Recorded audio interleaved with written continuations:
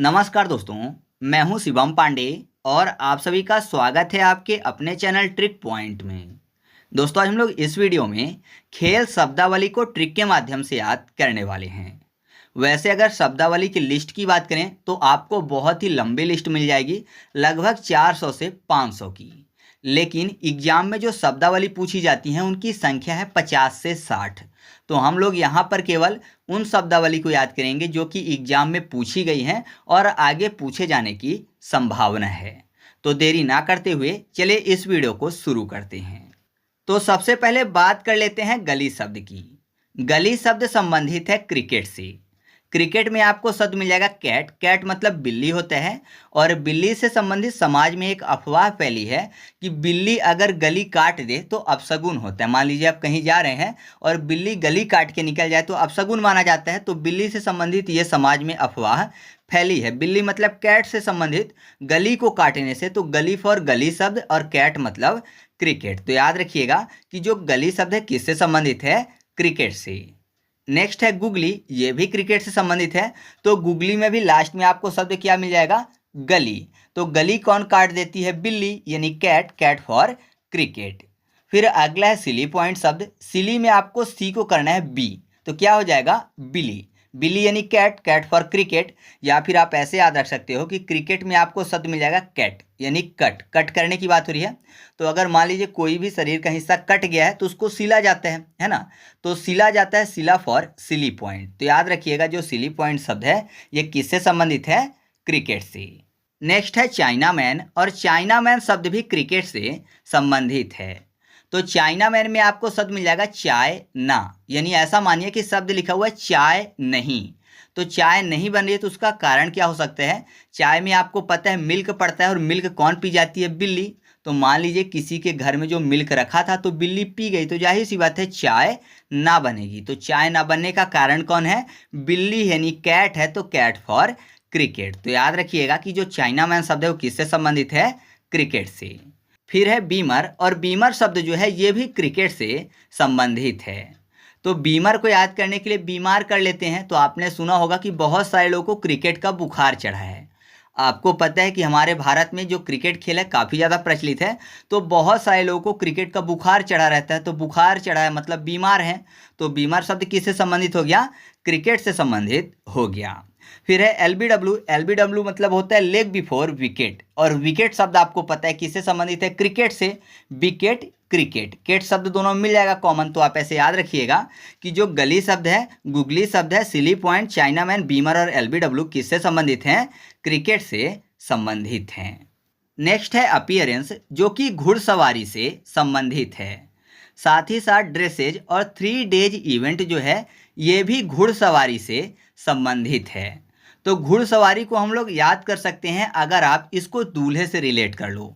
आपको पता है शादी में जब दूल्हा जाता है तो घोड़ी के ऊपर सवार होके जाते हैं। तो घुड़सवारी को शादी और दूल्हे से रिलेट करना है कि जब शादी के लिए दूल्हा जाता है तो घोड़े में सवार होके जाता है। अब देखिए अपीयरेंस में आपको शब्द मिल जाएगा आप पिया, यानी कोई बोल रहा है कि आप पिया, तो दुल्हन बुला रही है कि आप पिया दूल्हे को। तो दूल्हा किससे आ रहा है? घोड़े में सवार होके आ रहा है। तो ये आपको याद हो गया कि अपीयरेंस जो है ये घुड़सवारी से संबंधित है। फिर है ड्रेसेज। अब जाहिर सी बात है शादी हो रही है तो बहुत सारे ड्रेस की शॉपिंग की जाएगी। तो ये भी आपको याद हो गया कि जो ड्रेसेज शब्द है ये भी घुड़सवारी से संबंधित है, क्योंकि जो दूल्हा है बहुत सारे ड्रेस खरीद के रखा हुआ है या फिर बहुत अच्छा ड्रेस पहन के जाता है शादी के लिए। फिर है 3 डेज इवेंट। तो आपको पता है शादी जो है बहुत सारे डेज का इवेंट होता है। हालांकि अब डेज बढ़ गए हैं, जैसे हल्दी हो गया, मेहंदी हो गया, ये सब तो अब बढ़ गए हैं। लेकिन नॉर्मली आप कह सकते हो कि 2 से 3 दिन का इवेंट होता है शादी, और शादी का संबंध दूल्हे यानी घुड़सवारी से है। तो आपको तीनों याद हो चुका है कि अपीयरेंस, ड्रेसेज और 3 डेज इवेंट जो है ये घुड़सवारी से संबंधित हैं। फिर नेक्स्ट है ब्लैक पर्ल, काफ़ी ज़्यादा महत्वपूर्ण है। यह शब्द जो है संबंधित है सॉकर गेम से। देखिए यहाँ पर क्या लिखा हुआ है? Black Perl. पर्ल मतलब क्या होता है? मोती होता है। पर्ल मतलब मोती होता है ना। और यहाँ पर देखिए लिखा हुआ है सॉकर। याद करने के लिए सॉ और का को कर लेते हैं सॉर्क, रा को रकार के रूप में उपयोग कर लेते हैं सॉकर के रा को, तो सॉर्क हो जाएगा। और आपको पता है पर्ल यानी जो मोती हैं कहाँ मिलते हैं? समुद्र में, और समुद्र में शार्क भी होती है। तो आप ऐसे आसानी से याद रख सकते हो कि ब्लैक पर्ल जो शब्द है किससे संबंधित है, सॉकर से। ठीक है। नेक्स्ट है टाइम ट्रायल जो कि संबंधित है साइकिलिंग से। साथ ही साथ स्प्रिट और वेलोड्रोम जो शब्द है ये भी साइकिलिंग से संबंधित है। बहुत ही आसानी से याद हो जाएगा क्योंकि यहाँ पर देखिए साइकिलिंग की बात हो रही है, मतलब साइकिल चलाने की बात हो रही है। और टाइम ट्रायल को याद करने के लिए कर लेते हैं टाइम ट्रेवल। तो अगर मैं आपसे पूछूं कि सबसे ज़्यादा टाइम किस चीज़ से ट्रेवल करने में लगते हैं, तो आप बोलेंगे साइकिल से, है ना। सबसे धीमा साइकिल चलती है, तो आप ऐसा कह सकते हो कि सबसे ज़्यादा टाइम लगता है ट्रेवल करने में साइकिल से। तो आपको याद हो जाएगा कि टाइम ट्रायल जो शब्द है वो किससे संबंधित है, साइकिलिंग से। ऐसा क्यों होता है, क्योंकि स्पीड कम होती है तो स्प्रिट को स्पीड कर लेते हैं। तो सबसे कम स्पीड किसकी होती है, साइकिल की। तो याद रखिएगा कि जो स्प्रिट शब्द है किससे संबंधित है, साइकिलिंग से। फिर बचता है वेलोड्रोम। तो आपको पता है साइकिल चलाना जो है शरीर के लिए बहुत ही ज़्यादा लाभदायक होता है। तो लाभदायक होता है मतलब शरीर के लिए अच्छा है, वेल है, तो वेल फॉर वेलोड्रोम। तो आप ऐसे याद रखिएगा कि जो टाइम ट्रायल है, स्प्रिट है और वेलोड्रोम शब्द है किससे संबंधित हैं, साइकिलिंग से। ठीक है। नेक्स्ट है नॉकआउट और नॉकडाउन। ये दोनों के दोनों शब्द संबंधित है मुक्केबाजी से। तो बहुत ही आसानी से याद हो जाएगा। यहाँ पर देखिए दोनों में आपको एक शब्द कॉमन मिल जाएगा, नाक। और नाक कहाँ होता है, मुंह में होता है। या फिर आपको पता है मुक्का मारने वाले ये नहीं देखते कि नाक में लगेगा कि आंख में लगेगा, तो सीधे जब मुक्का मारते हैं फेस में तो नाक ही टूटती है, क्योंकि नाक आगे होती है फेस में। तो जाहिर सी बात है नाक डाउन हो जाती है या फिर नाक आउट हो जाती है मुक्का मारने से। तो आपको याद हो जाएगा कि नाक आउट और नॉक डाउन जो शब्द है वो किससे संबंधित है, मुक्केबाजी से। ठीक है। नेक्स्ट है इक्विपमेंट बोल्ट जो कि संबंधित है पर्वतारोहण से।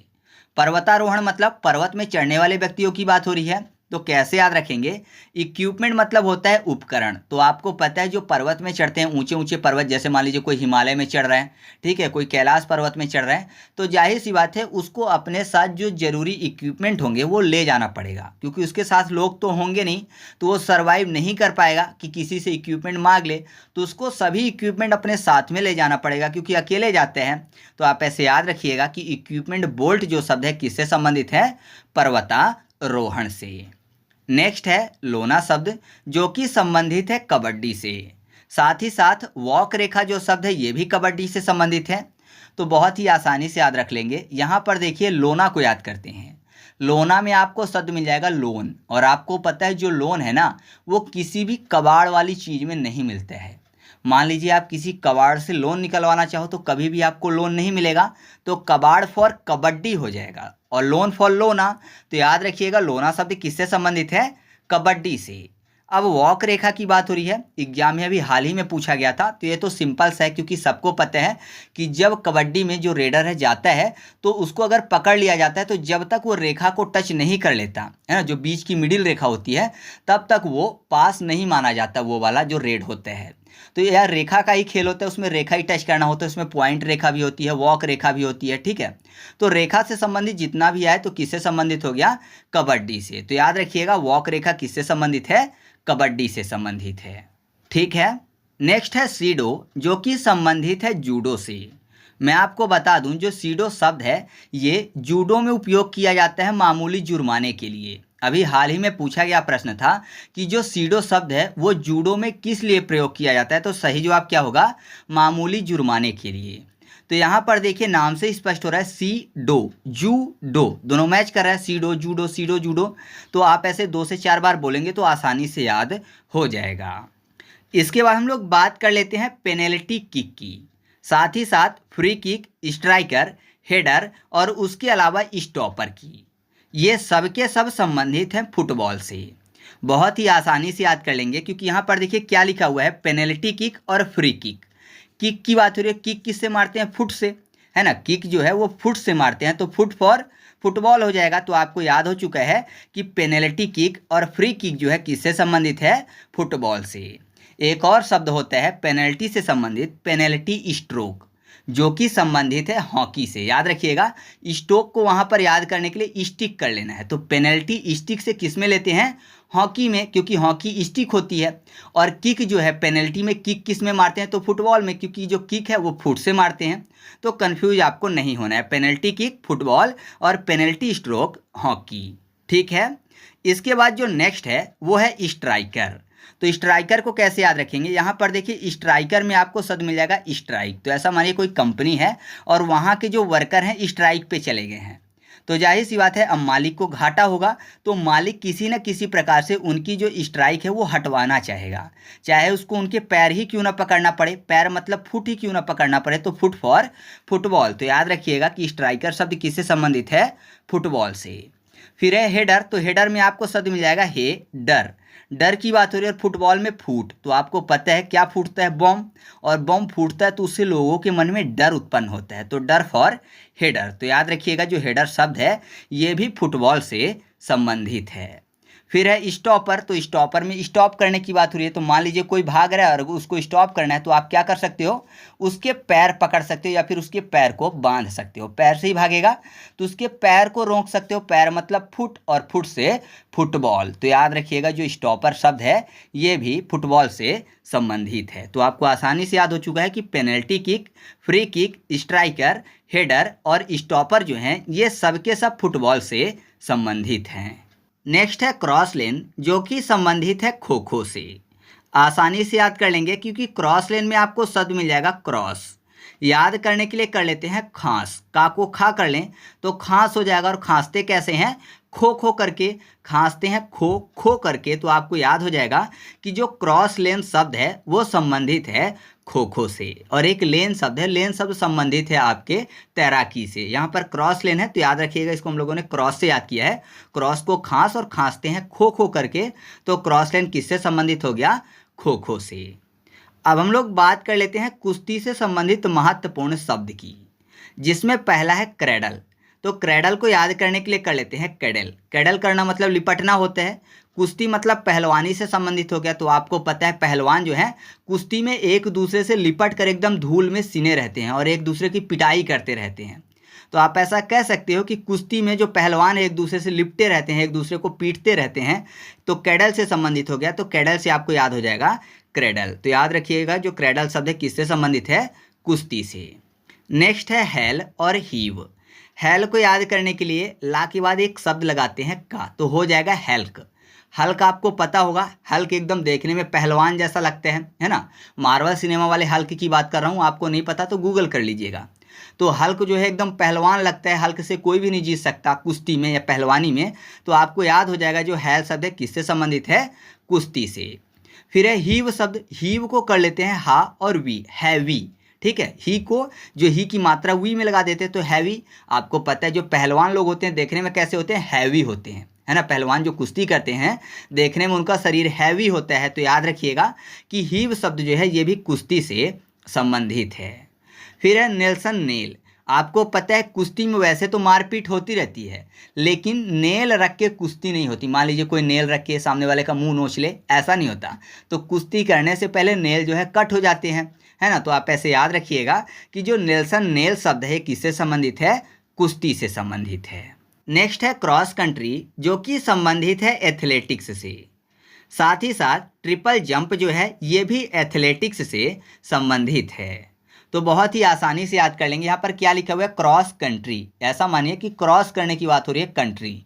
तो कंट्री को क्रॉस करेंगे तो जाहिर सी बात है बॉर्डर को क्रॉस करेंगे। और बॉर्डर में आपको पता है फिनिशिंग होती है तार की, और नहीं भी होती है तो जाहिर सी बात है सेना लगी होती है। तो आपको पता है बहुत सारे आतंकवादी जो हैं वो पाकिस्तान कंट्री को क्रॉस करके भारत में आते हैं।